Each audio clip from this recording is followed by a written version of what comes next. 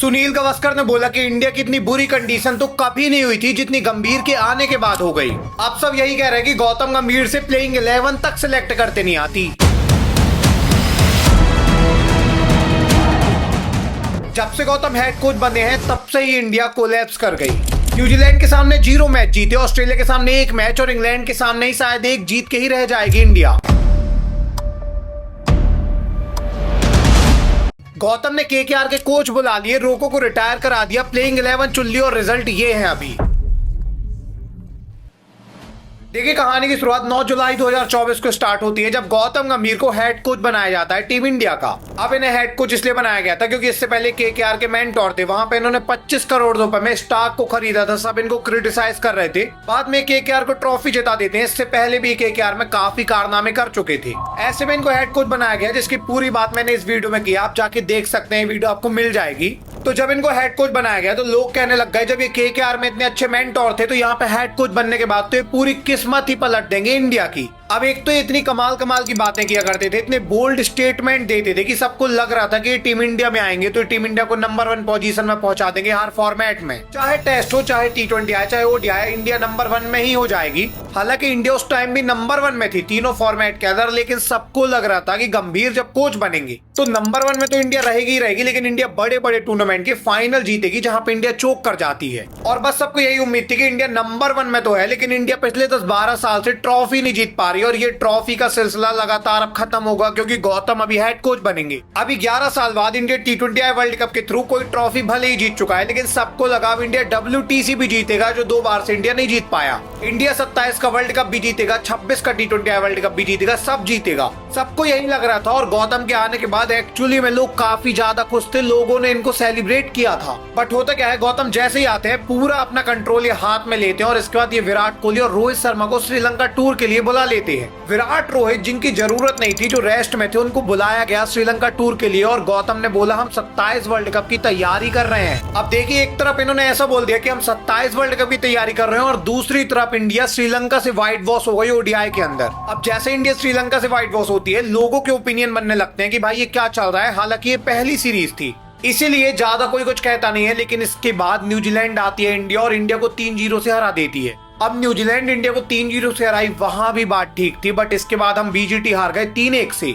और पहली बार ऐसा इतिहास में हुआ जब हम WTC के फाइनल में एंटर ही नहीं कर पाए। अब लोग BCCI से कहने लग गए कि सबका कहना था कि गौतम आएंगे तो हम फाइनल हारेंगे ही नहीं, बट जब हम फाइनल में एंटर ही नहीं कर पाएंगे तो फाइनल हार या जीत की तो बात ही खत्म हो गई। सबको जहां लग रहा था कि गौतम आने के बाद हम फाइनल में हारेंगे नहीं, वहां फाइनल में हम पहुंच ही नहीं पा रहे थे। और ऐसा पहली बार हुआ था, इससे पहले कभी नहीं हुआ था। हमें 8 में से 3 मैच जीतने थे फाइनल के लिए, जो न्यूजीलैंड के सामने हमें जीत जाना चाहिए था, बट वहां पे हम 3-0 से हार गए। इसके बाद बीजीटी में हम 3-1 से हार गए और लिटरली हम WTC की साइकिल से ही बाहर हो गए। अब लोगों का गुस्सा आसमान में था और इसके ही बाद विराट रोहित ने रिटायरमेंट भी ले ली और खबर आने लग गई कि ये फोर्स्ड रिटायरमेंट है, ये इसलिए रिटायरमेंट लिए हैं क्योंकि गौतम गंभीर स्टार कल्चर खत्म करना चाहते थे और इनके कारण रोको ने रिटायरमेंट लिया। वेल यहाँ तक भी सब कुछ ठीक था, अभी तक लोग ही कह रहे थे, बट इसके बाद जब इंडिया इंग्लैंड टूर में गई तो इंडिया ये सीरीज भी हार गई। देखिए ये सीरीज इंडिया हारी नहीं, अभी लास्ट मैच बचा हुआ है, लेकिन वो लास्ट मैच अगर इंडिया जीत भी जाती है तो भी सीरीज इंडिया गवा चुकी है। ये मैच जो मैनचेस्टर में ड्रॉ हुआ है, इसके बाद लास्ट मैच अगर इंडिया जीतती है तो ये सीरीज 2-2 की बराबरी में आएगी। मतलब पिछले 20 साल से इंडिया जो इंग्लैंड में नहीं जीती है वो सिलसिला जारी रहेगा।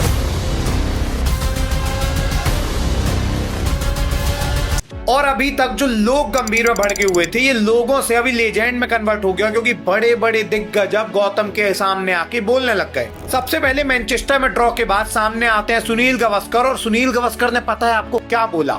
सुनील गावस्कर ने बोला कि गंभीर ने BCCI से सब कुछ ले लिया। उन्होंने बोला हमें KKR का स्टाफ चाहिए तो इन्हें KKR का स्टाफ मिल गया। गंभीर ने रोहित शर्मा विराट को फोर्स्ड रिटायरमेंट करा दिया।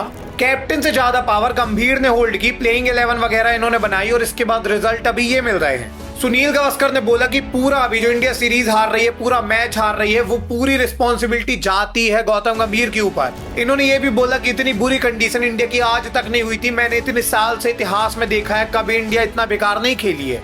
ऐसा इंडिया पहली बार खेल रही है और ये तभी हुआ है जब गौतम आए हैं अपने हेड कोच की पोजीशन पर। अब देखिए इन्होंने ऐसा इसलिए भी बोला क्योंकि Shubman Gill as a captain अपना काम कर गए।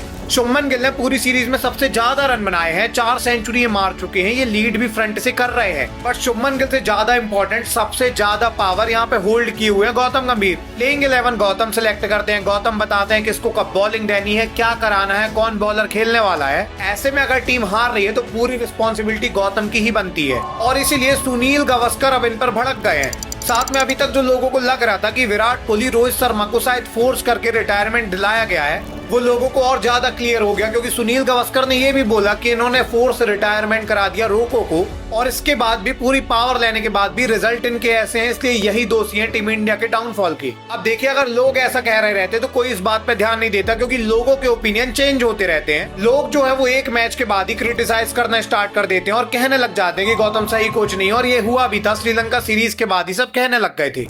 बट जो बड़े बड़े क्रिकेट के दिग्गज रहते हैं, बहुत ज्यादा एनालिटिक्स करके बहुत बड़े मार्जिन के बाद, बहुत सारा देखने के बाद बताते हैं। और अभी जो ये सैंपल साइज है काफी बड़ा हो चुका है, इसलिए क्रिकेट के बड़े बड़े दिग्गज आके बहुत ज्यादा हेट दे रहे हैं गौतम गंभीर को। देखिए, गौतम जब से हेड कोच बने हैं, इंडिया ने मिला जुलाकर 15 टेस्ट मैच खेले और 15 टेस्ट मैच में से इंडिया ने जीते हैं 4 टेस्ट मैच। दिक्कत वाली बात है, 4 में से जो 2 जीत आई है वो बांग्लादेश के खिलाफ है, और 1 जीत है ऑस्ट्रेलिया के सामने, और 1 अभी आई है इंग्लैंड के सामने। मतलब इंडिया ने ऑस्ट्रेलिया के घर में ऑस्ट्रेलिया से जाके इतनी बुरी सीरीज गवाई, 1 मैच बस इंडिया जीत पाया, और अभी शायद इंडिया इंग्लैंड में भी सीरीज गवा के 1 मैच बस जीत पाएगा। तो यहाँ पे ही दिक्कत वाली बात है, क्योंकि 15 मैच का सैंपल साइज बहुत बड़ा है और इंडिया ने 4 मैच बस जीते हैं, जो इतना बेकार सिचुएशन है इंडिया की।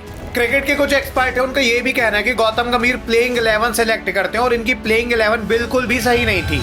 If I say from the perspective of team selection, and I've said it openly, I think it was a wrong team selection. अब देखिए, गंभीर हर तरीके से निशाने पे आ गए, इतने बोल्ड स्टेटमेंट देने के बाद, पूरा कंट्रोल लेने के बाद रिजल्ट इनके पक्ष में नहीं गए, इसीलिए अभी गंभीर पूरे निशाने में। अगर आने वाले टाइम में इंडिया लिटरली अगली WTC की साइकिल से बाहर हुआ या फिर इंडिया कोई बड़ा टूर्नामेंट नहीं जीत पाया, तो इसके बाद गौतम के हेड कोच की कुर्सी पर काफी ज्यादा सवाल हो जाएंगे। वैसे आपको क्या लगता है, क्या ये सैंपल साइज जो अभी है ये काफी है क्रिटिसाइज करने के लिए जीजी को, या फिर गौतम एरा में इंडिया को और मैच खेलने चाहिए, और मैच के बाद हमें पता लग पाएगा कि गौतम गंभीर एक अच्छे हेड कोच है या फिर नहीं? आपको क्या लगता है, कमेंट सेक्शन में जरूर से बताइएगा। मिलेंगे किसी अगली वीडियो, तब तक के लिए धन्यवाद।